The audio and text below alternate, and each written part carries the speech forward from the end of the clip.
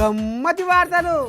ఓ లకమా, ఇంత పొడుగు అంత పొడుగు అంటే ఏది లేదు ఎక్కలేదు. బారు బూరు బచ్చానపేట దొరికిన కాడికి బరికి నీ దండం పెట్టి జోల నింపుకున్నాడు. కానీ ఇంతవరకు ఏది చేయలేదు, ఎక్కడ చేయలే అనుకొస్తుండగా ఈ కాంగ్రెస్ లీడరు ఏందో ఇందా పని. మనం కూడా అల్లుడు చుట్టం కాదు, ఆమ్దం చెట్టు నీడ కాదు అన్నట్టు మాజీ మంత్రి శ్రీనివాస్ గౌడు ఏదో మీది మాటకు ఏమో అన్నట్టు మహబూబ్ నగర్ జనాల మీద ఒగల ప్రేమ ఒలకబోసిండు. కాబట్టే ఈసారి జనాలు ఆయనకు కర్రు కాల్చి ఎర్రగా బాధ పెట్టిరని చెప్పుకొస్తుంటుల్లా ఈ కాంగ్రెస్ లీడరు.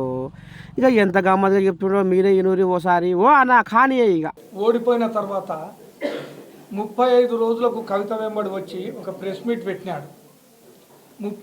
ఓడిపోయిన 35 రోజులైనా అతనికి ఇంకా రియలైజేషన్ రానట్లో ఉంది. అభివృద్ధి ఆగిపోలే. మహబూబ్ నగర్లో అరాచకం ఆగిపోయింది.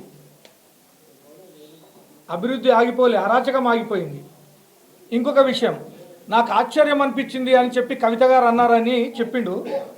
ఆశ్చర్యం అనిపిస్తుందంటే నిజంగానే అది ఆశ్చర్యమే.